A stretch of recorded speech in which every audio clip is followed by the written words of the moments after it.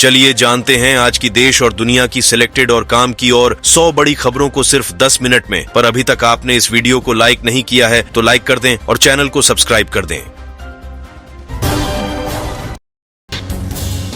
सरकार ने संसद का विशेष सत्र बुलाया है। संसदीय कार्य मंत्री प्रहलाद जोशी ने सोशल मीडिया साइट एक्स पर पोस्ट कर बताया कि संसद का विशेष सत्र 18 से 22 सितंबर तक चलेगा। इसमें 5 बैठकें होंगी।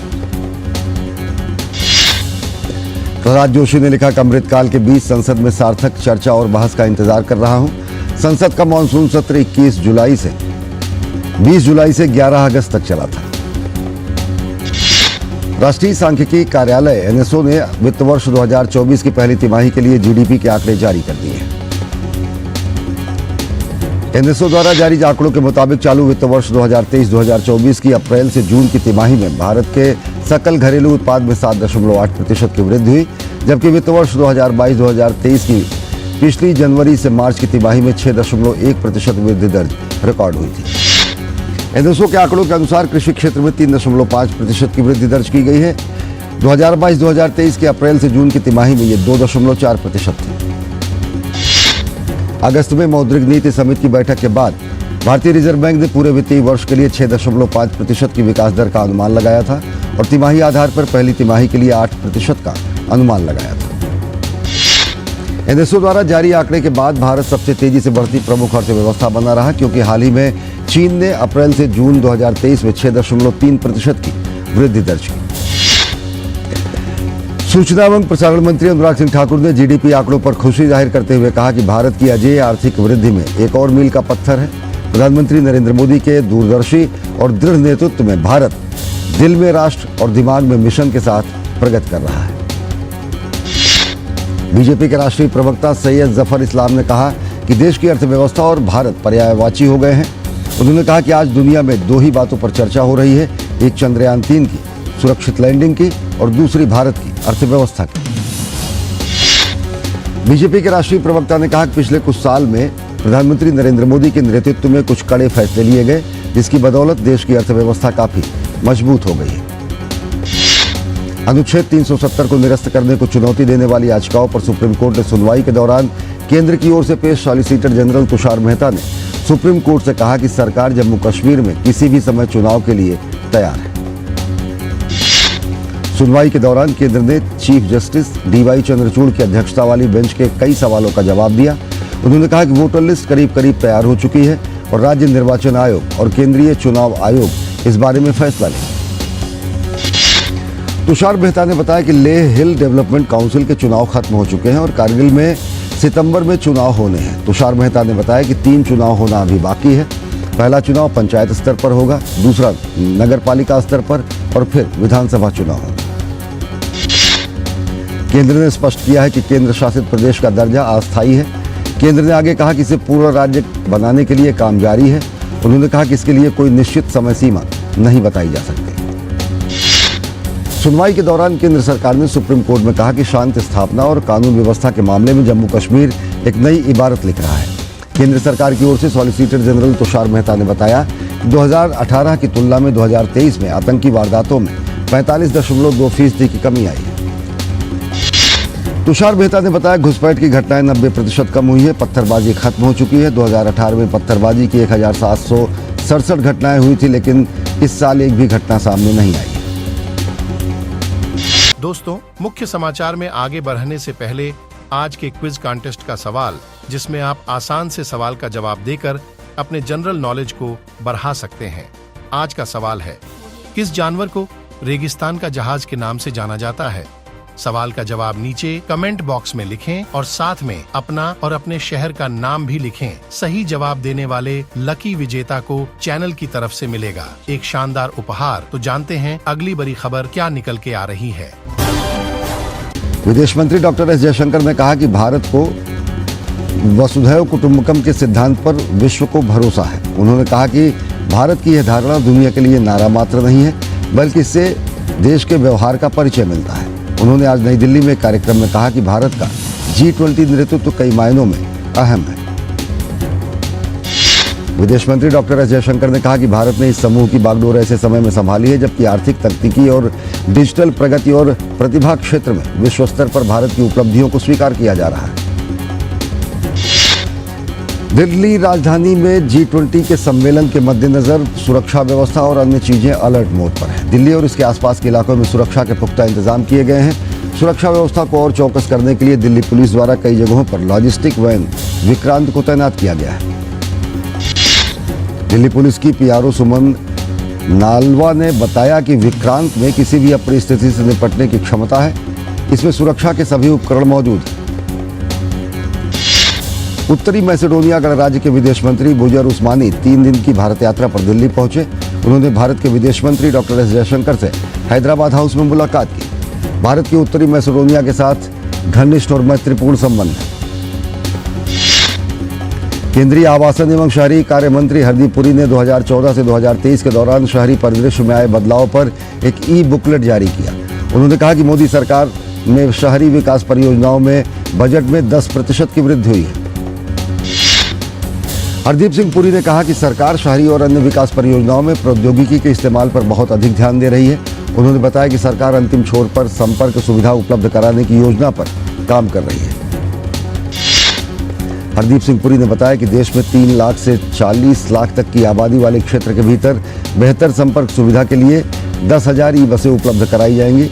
उन्होंने कहा कि सरकार ने प्रधानमंत्री आवास योजना के अंतर्गत मकान उपलब्ध कराने में बड़ी उपलब्धि हासिल की है। ग्रामीण और दूर दराज के क्षेत्र के युवाओं के अप्रेंटिसशिप ट्रेनिंग को बढ़ावा देने के मकसद से कौशल विकास एवं उद्यमिता मंत्रालय ने कॉमन सर्विस सेंटर के बीच एक अहम समझौता किया। इसके तहत हर साल ITI और जन शिक्षण संस्थान से प्रशिक्षित 40,000 युवाओं को कॉमन सर्विस सेंटर के जरिए अप्रेंटिसशिप मुहैया कराई जाएगी। कौशल विकास एवं उद्यमशीलता राज्य मंत्री राजीव चंद्रशेखर की उपस्थिति में आज नई दिल्ली में इससे संबंधित MOU पर हस्ताक्षर हुए। राजीव चंद्रशेखर ने इस मौके पर कहा कि इस महत्वपूर्ण समझौते से ग्रामीण क्षेत्र के युवाओं के लिए रोजगार के अवसर पैदा होंगे। केंद्रीय मत्स्य पालन, पशुपालन और डेयरी मंत्री पुरुषोत्तम रूपाला और राज्य मंत्री एल मुरुगन ने कन्याकुमारी के थेंगापट्टनम फिशिंग हार्बर में सागर परिक्रमा के 4थे चरण का शुभारंभ किया। इस परिक्रमा का ये नया चरण अलग अलग योजनाओं द्वारा कन्याकुमारी, थिरुवेनुवेली, थुडुकुडी और रामनाथपुरम सहित तमिलनाडु के 4 तटीय जिलों के मछुआरों को फायदा पहुंचाएगा।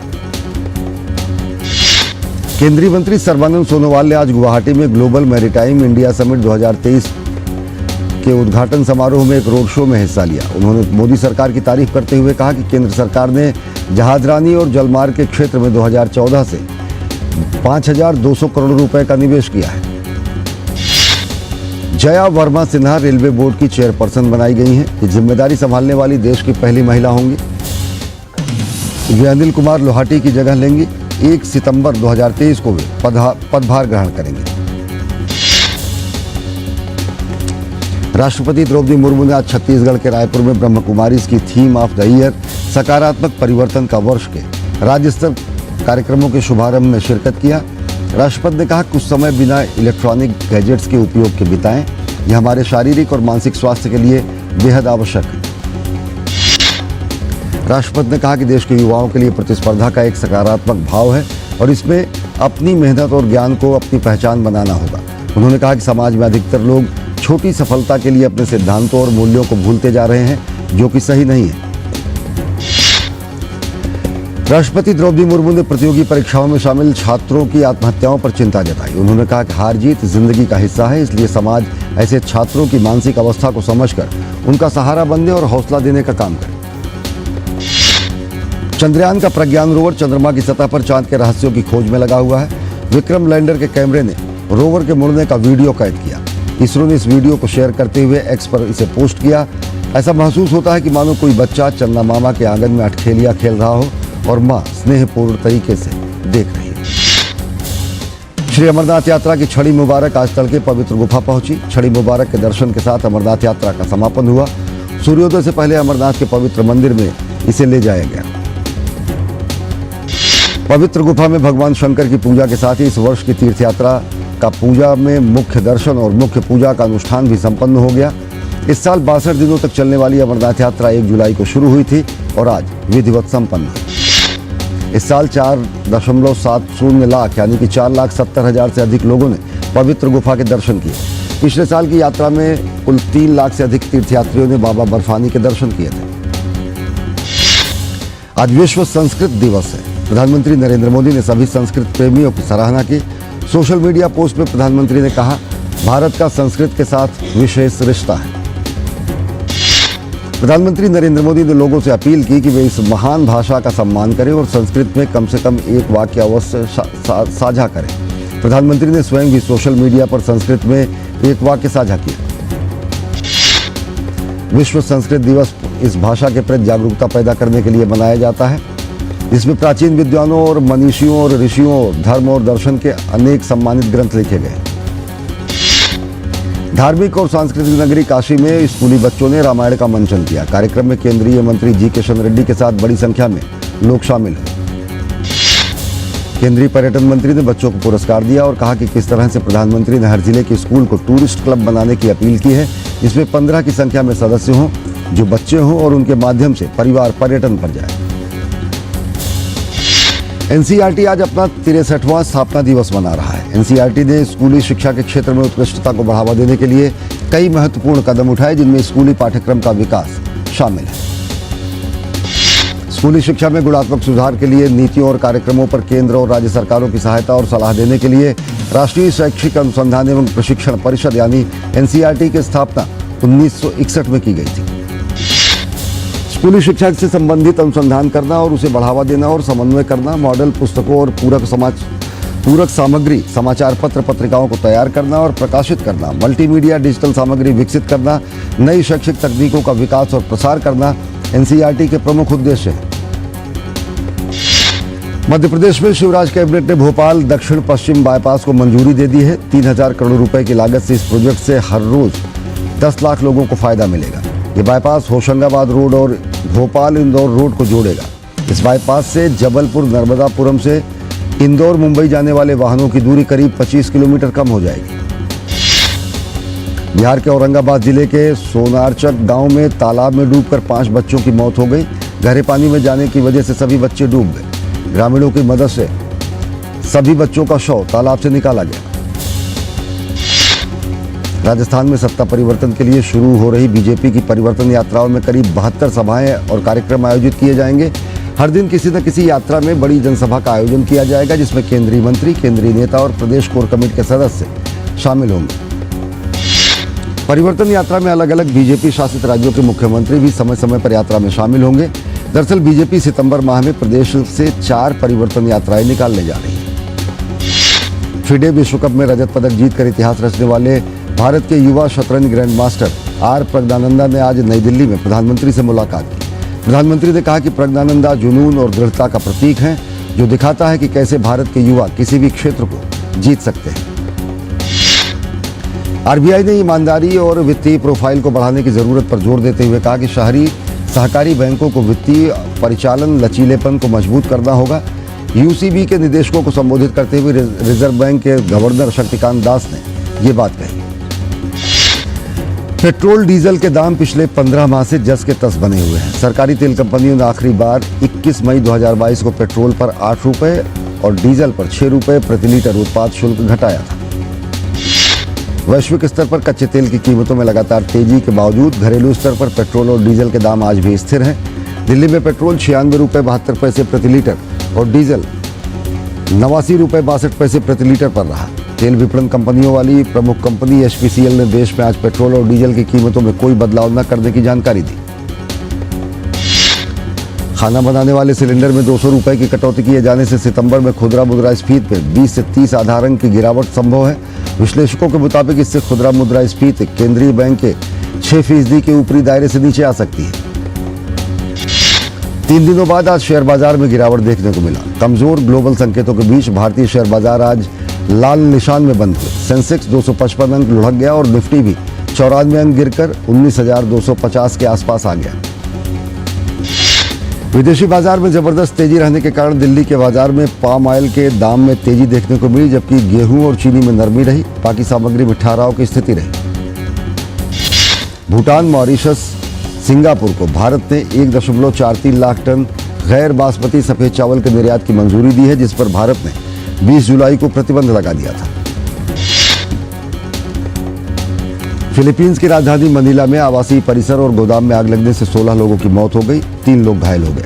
अग्निशमन अधिकारियों के अनुसार आग सूर्योदय से पहले 2 मंजिला इमारत में लगी। इमारत में टी शर्ट प्रिंटिंग के साथ श्रमिकों के आवास भी थे। इजराइल के नियंत्रण वाले चेक पॉइंट पर एक फलस्तीनी ट्रक चालक ने इजरायली सैनिक की हत्या कर दी और 2 अन्य को घायल कर दिया। इजराइल के पुलिस कमांडर ने कहा कि 41 वर्षीय ड्राइवर के पास इजराइल में काम करने का परमिट था।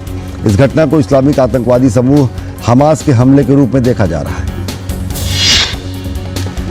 यूक्रेन के विदेश मंत्री दिमित्रो कुलेबा ने रूस के आक्रमण के खिलाफ जवाबी कार्रवाई में कीव की रणनीति पर सवाल उठाने वाले आलोचकों पर निशाना साधा है। उन्होंने कहा कि रूसी सैनिक यूक्रेनी सैनिकों के चेहरे पर थूक रहे थे और वे हमारे सैनिकों से मानवीय व्यवहार नहीं कर रहे थे।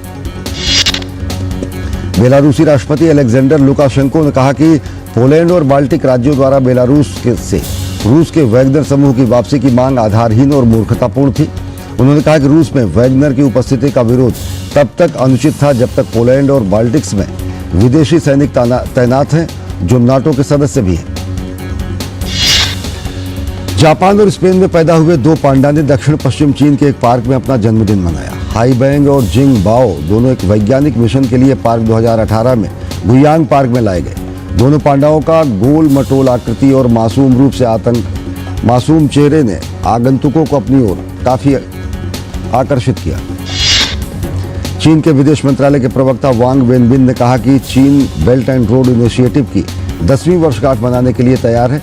उन्होंने कहा कि चीन अक्टूबर में अंतर्राष्ट्रीय सहयोग के जरिए तीसरे बेल्ट एंड रोड फोरम की मेजबानी करेगा। चीन मई 2017 में भी अंतर्राष्ट्रीय सहयोग के जरिए बेल्ट एंड रोड फोरम की मेजबानी कर चुका है। रूस यूक्रेन युद्ध के बाद अपने देश छोड़कर गई लाखों यूक्रेनियन माताएं और बच्चे वापस आ गए हैं, लेकिन इन बच्चों की मां अपने बच्चों को शिक्षा को लेकर काफी चिंतित हैं। बच्चों के अभिभावकों को पहले के माहौल में फिर से लौटने की उम्मीद है। ईरानी तीर्थयात्रियों का समूह जरबतिया सीमा पार करके इराक में प्रवेश किया। शिया मुस्लिमों के वार्षिक धार्मिक अनुष्ठान अरबईन के लोग करबला शहर के लिए आगे बढ़ रहे हैं। अब तक 10 लाख से अधिक ईरानी तीर्थयात्री इराक की सीमा में प्रवेश कर चुके हैं। अरबईन पैगंबर मोहम्मद के पोते इमाम हुसैन के लिए 40 दिनों की शोक अवधि के अंत का प्रतीक है। रूस ने कहा कि संयुक्त राज्य अमेरिका और यूरोपीय संघ द्वारा पैदा की गई बाधाओं के बावजूद रूस अनाज का एक विश्वसनीय आपूर्तिकर्ता बना हुआ है। रूस ने साफ कहा कि अफ्रीका में भोजन की कमी का रूस से कोई लेना देना नहीं है। अमेरिका के फ्लोरिडा में इडालिया तूफान के कारण जोरदार बारिश हुई। इस तूफान के कारण फ्लोरिडा के 21 मिलियन निवासियों को अलर्ट जारी किया गया। जॉर्जिया में भी तूफान का असर देखने को मिला। ब्रिटेन की रॉयल नेवी ने एक बयान में कहा कि उनके युद्धपोतों और गश्ती विमानों ने रूसी नौसेना के साथ अभ्यास किया है। ब्रिटेन ने इस अभ्यास को एक ठोस निगरानी अभियान बताया है। यूरोपीय संघ के विदेश नीति के प्रमुख जोसेफ बोरेल ने कहा कि गैबॉन से यूरोपीय संघ के नागरिकों को फिलहाल निकालने की कोई योजना नहीं है। उन्होंने कहा कि अफ्रीकी देश में तख्ता पलट आम चुनाव के बाद हुआ जो अनियमितताओं से भरा था। दक्षिण अफ्रीका के जोहानिसबर्ग में एक इमारत में आग लगने से 70 से ज्यादा लोगों की मौत हो गई। आग में बचे लोगों ने बताया कि कैसे वे धुएं से भरे अपार्टमेंट के ब्लॉक से बचकर निकले। पीड़ितों का कहना है कि आग से बचने के रास्ते बंद कर दिए गए थे और इमारत में धुआं भरने से लोगों की दम घुटने की वजह से मौत हो गई। घटना में 43 लोग घायल हैं। दक्षिण कोरिया और अमेरिका की वायुसेना ने लाइव फायर अभ्यास किया। दोनों देशों की वायुसेना ने कहा कि F-35A, F-15K के साथ A-10 हमले वाले विमानों सहित लगभग 60 लड़ाकू विमानों ने संयुक्त अभ्यास में हिस्सा लिया। संकटग्रस्त चीनी डेवलपर कंट्री गार्डन को निवेशकों के विश्वास की एक महत्वपूर्ण परीक्षा का सामना करना पड़ेगा, क्योंकि लेनदार एक निजी बॉन्ड के भुगतान में देरी के प्रस्ताव पर मतदान करने की तैयारी कर रहे हैं। थाईलैंड के सबसे प्रसिद्ध राजनेता थाकसिन ने जेल से बचने के लिए 15 साल बाद नाटकीय ढंग से घर वापसी की। थाईलैंड के पूर्व प्रधानमंत्री थाकसिन शिनावात्रा ने शाही क्षमादान के लिए एक अनुरोध किया है। हाल ही में आयोजित विश्व एथलेटिक्स चैंपियनशिप में स्वर्ण पदक जीतने वाले भारत के star javelin thrower Neeraj Chopra आज ज्यूरिख डायमंड लीग में मैदान पर उतरेंगे। डायमंड लीग के मौजूदा सत्र में नीरज तीसरे स्थान पर हैं। याकूब वाडलेच इस सत्र में 21 अंक के साथ पहले स्थान पर हैं, जबकि जर्मनी के जूलियन वेबर 19 अंक के साथ दूसरे स्थान पर बने हुए हैं। ओमान के सालालाह में खेले जा रहे एशियाई पुरुष हॉकी 5 प्रतियोगिताओं में भारत ने मलेशिया को 7-5 से हरा दिया। मुकाबले में भारत की तरफ से गुरजोत सिंह ने 7वें मिनट में भारत का खाता खोला। भारत की तरफ से गोल करते हुए गुरजोत ने पहला गोल किया। गुरजोत ने कुल 5 गोल किए, जबकि मनिंदर सिंह और मोहम्मद राहिल ने एक गोल किए। साल के चौथे और अंतिम ग्रैंड स्लैम यूएस ओपन में सर्बियाई दिग्गज नोवाक जोकोविच ने तीसरे दौर में प्रवेश कर लिया है। पुरुष एकल वर्ग के दूसरे दौर में जोकोविच ने स्पेन के गैर वरीयता प्राप्त खिलाड़ी को 6-4, 6-1, 6-1 से हराया। 5वीं वरीयता प्राप्त कैस्पर रुड ने दूसरे दौर के मुकाबले में चीन के झांग झिझन से 6 सेटों में हारकर यूएस ओपन से बाहर हो गए। पिछले साल फाइनलिस्ट रूड झिझन से 4-6, 7-5, 2-6, 6-0, 6-2 से हार गए। 7वीं वरीयता प्राप्त ग्रीस की स्टेफनास सित्सिपास को यूएस ओपन के दूसरे दौर में उलटफेर का सामना करना पड़ा। सित्सिपास को कनाडा के 128वीं वरीयता प्राप्त खिलाड़ी डोमिनिक स्टीफन स्ट्राइकर ने 5 सेट तक चले मुकाबले में मात दी। अमेरिका के फ्रांसिस टियाफो ने यूएस ओपन के दूसरे दौर में जीत हासिल करते हुए अगले राउंड में जगह बना ली। 10वीं वरीयता प्राप्त अमेरिकी खिलाड़ी ने ऑस्ट्रिया के स्टीफन ऑफनर को हराया। अमेरिका के 14वीं वरीयता प्राप्त टॉमी पॉल ने यूएस ओपन के अगले दौर में प्रवेश कर लिया है। टॉमी पॉल ने दूसरे दौर के मुकाबले में रूस के रोमन सफीउलिन को 5 सेट तक चले मुकाबले में हराने में सफलता पाई। ऑस्ट्रिया के डोमिनिक थीम को यूएस ओपन के दूसरे दौर में हार का सामना करना पड़ा। थीम को अमेरिका के बेन शेल्टन ने शिकस्त दी। स्पेन के अलेजांद्रो डेविडोविच फोकिना ने दूसरे दौर की बाधा को पार कर लिया है। दूसरे दौर में फोकिना का सामना अर्जेंटीना के खिलाड़ी से था, जिनको उन्होंने आसानी से हराने में सफलता पाई। महिला एकल वर्ग में विश्व नंबर 1 खिलाड़ी इगा स्वांतेक ने दूसरे दौर की बाधा को पार कर लिया है। दूसरे दौर में स्वांतेक ने ऑस्ट्रेलिया की खिलाड़ी को मात दी। कजाकिस्तान की एलेना रायबाकिना ने यूएस ओपन के तीसरे दौर में जगह बना ली है। चेक गणराज्य की 11वीं वरीयता प्राप्त खिलाड़ी पेट्रा क्विटोवा दूसरे दौर में हारकर यूएस ओपन से बाहर हो गई।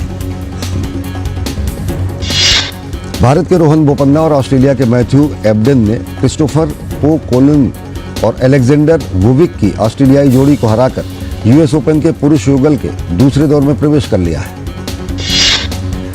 शाहरुख खान ने अपनी बेटी सुहाना खान की फोटो के साथ सुहाना के लिए एक मजेदार नोट शेयर किया।